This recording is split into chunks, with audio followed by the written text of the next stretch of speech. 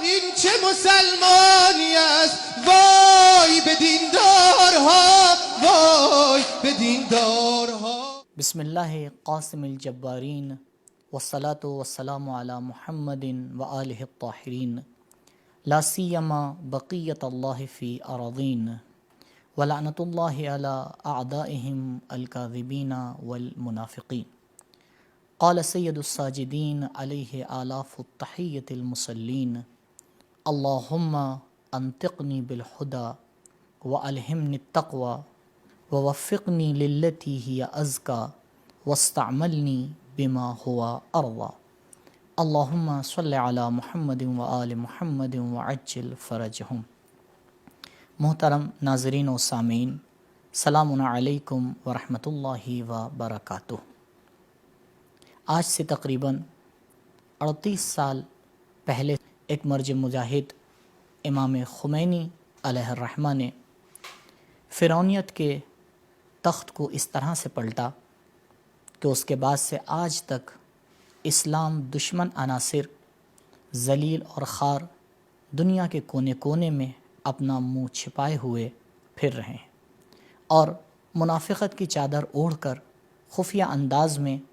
اسلام ناب محمدی صلی اللہ علیہ وآلہ وسلم یعنی تشیع کو نقصان پہنچانے میں کسی بھی فرصت سے فروگزار نہیں کرتے ہیں. انہی عناصر میں ایک عنصر شبیب رضوی، جن کا چہرہ آج تک عوام کے لیے چھپا ہوا تھا لیکن خواص کے لیے روز روشن کی طرح عیاں تھا، خدا کی تدبیر سے اب ہمارے وہ سامنے آ چکا ہے. وَمَكَرُوا وَمَكَرَ اللَّهُ وَاللَّهُ خَيْرُ الْمَاكِرِينَ. البتہ اس بات کا دھیان رہے کہ یہ جناب اپنے مشن میں اکیلے نہیں ہیں اور ان کا ساتھ دینے والے اور بھی کافی لوگ موجود ہیں جو ابھی بھی جن کا چہرہ عوام کے لیے شناختہ شدہ نہیں ہے، اور ہم اس ناقابل برداشت توہین کی پرزور مذمت کرتے ہیں اور ساتھ ہی ساتھ ایسوسیشن آف امام مہدی عجل اللہ تعالی فرجہ الشریف کے اصلی اراکین من جملہ مولانا علی جناب احمد علی عابدی صاحب سے، جنہوں نے خود اپنے آپ کو اس تنظیم سے جڑا ہوا بتایا ہے اور اس بات کا اقرار کیا ہے، ان سے اور اس مشن کے اصلی اراکین سے چند باتیں پیش کرنا چاہتے ہیں. پہلی بات، شبیب رضوی اور ان کے افکار کے حامل ہر فرد کا رابطہ جو ایسوسیشن آف امام مہدی عجل اللہ تعالی فرجہ الشریف سے جڑا ہوا ہے اسے جلد از جلد منقطع کریں اور منظر عام پر آ کر اس بات کا اعلان بھی کریں، کیونکہ شبیب رضوی کے ذریعے جو علماء اور مراجع کی توہین ہوئی ہے، یہ کوئی ایسی غلطی یا زبان کا پھسلنا یا نادانی نہیں ہے، بلکہ یہ ان ٹھوس عقائد کا اظہار ہے جو ان لوگوں کے دلوں میں بہت دنوں سے پروان چڑھ رہے تھے، اور ضروری ہے کہ یہ تنظیم اس بات کا اعلان کرے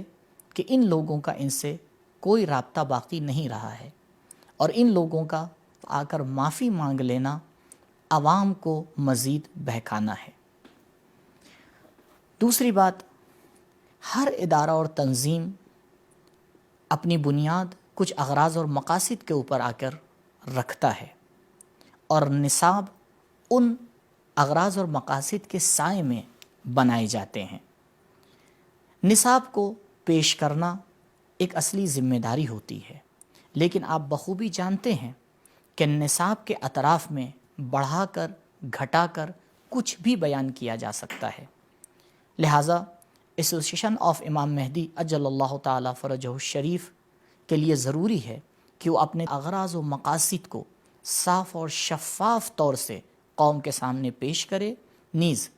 کلاسز میں نصاب کو بیان کرنے کے طریقہ کار کو سب کے لیے عام کرے تاکہ یہ روشن ہو کہ جو سلیبس ہے وہی بیان کیا جاتا ہے یا اس سے ہٹ کر کچھ اور پیش کیا جاتا ہے.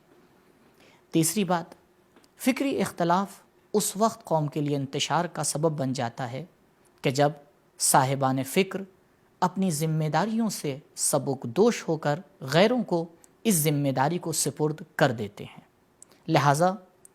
تنظیم کے لیے ضروری ہے کہ علماء کی ایک نشست بلا کر ان مسائل کو جلد از جلد سلجھائے، بلکہ بہتر یہ ہے کہ اس تشویشناک صورتحال سے نجات پانے کے لیے یہ تنظیم علنی طور پر اپنے آپ کو ملک کے قد آور علماء کی ایک کمیٹی کے سپرد کر دے، تاکہ وہ لوگ اس کے مستقبل کے بارے میں آ کر غور اور فکر کریں اور مناسب فیصلہ لیں۔ انتہا میں اپنے جوانوں اور بھائیوں سے بھی میری کچھ درخواستیں ہیں۔ پہلی بات کہ کسی بھی مسئلے میں ایک رخ ہو کر فیصلہ نہ لیں، بلکہ مسئلے کے تمام جوانب پر غور کریں اور دیکھیں کہ اس میں بہتر اور صحیح بات کون سی ہے، اس کو سمجھنے کی کوشش کریں کہ خداوند متعال کی اس آیت کا مصداق قرار پائیں، الذین یستمعون القول فیتبعون احسنہ اولئک الذین ہداہم اللہ، بے شک وہ لوگ ہدایت یافتہ ہیں جو بات کو سنتے ہیں اور اس میں سے بہترین بات کو چن لیتے ہیں۔ دوسری بات، قوم میں پھیلی بیماریوں کا علاج اس وقت مفید ثابت ہوتا ہے جب ہم بیماری کو سمجھنے کے بعد اس کے علاج اور طریقہ کار پر صحیح سے غور کریں۔ اگر یہ کام نہ کیا جائے تو بیماری ناسور بن کر رہ جاتی ہے اور پورے معاشرے کو آ کر برباد کر دیتی ہے۔ لہٰذا قوم کے جوانوں سے گزارش ہے کہ کوئی بھی قدم اٹھانے سے پہلے دو چیزوں کے بارے میں صحیح سے غور کریں۔ پہلی بات، کیا وہ بیماری اور مشکل کو صحیح سے سمجھ چکے ہیں؟ دوسرا سوال، کیا اس علاج کے راہ حل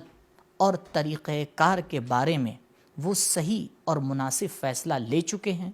اگر یہ دونوں باتیں ان کے لیے روشن ہیں تو قدم آگے بڑھائیں، اور اگر روشن نہیں ہیں تو علماء سے مشورہ کریں اور ان کی سرپرستی اور رہنمائی میں قدم آگے بڑھائیں۔ تیسری گزارش، قرآن مجید اور ارشادات معصومین علیہم الصلاۃ والسلام میں سب سے زیادہ توحید پر تاکید کی گئی ہے۔ ہماری یکجہتی، چاہے وہ علاقائی یکجہتی ہو، چاہے قومی ہو، چاہے مذہبی ہو، چاہے لسانی ہو، چاہے سماجی ہو، یہ تمام تر یکجہتیاں اس توحید کا ایک جلوہ ہیں، اور ہمارا دشمن ہر ناکام کوشش میں مصروف ہے کہ ہمارے اس اتحاد کو کسی نہ کسی طرح سے ختم کرے۔ لہٰذا آئیں مشترکات اور اتفاقات پر زیادہ سے زیادہ غور کریں اور اس مسئلے کو مشعل راہ بنائیں کہ جس میں دینی بالخصوص مذہبی یکجہتی پائی جاتی ہو، اور پروردگار کے اس قول کا کامل ترین مصداق قرار پائیں جس میں پروردگار حبل اللہ سے تمسک کی دعوت دے رہا ہے۔ اہل بیت علیہم الصلاۃ والسلام اور ان کے بعد مراجع کرام اور ان کے راستے پر چلنے والے علماء ہمارے لیے اللہ کی رسی ہیں۔ آئیں اس کو مضبوطی سے تھامیں، اس کا خیال رکھیں اور قوم کو ایسے اتحاد کے مرکز پہ لانے کی کوشش کریں جہاں سے ہم مضبوط بن کر اپنے ہر دشمن کا مقابلہ کر سکیں۔ آمین یا رب العالمین۔ وآخر دعوانا ان الحمد للہ رب العالمین، وصلی اللہ علی محمد واہل بیتہ الاطیبین الاطہرین۔ والسلام علیکم ورحمۃ اللہ وبرکاتہ۔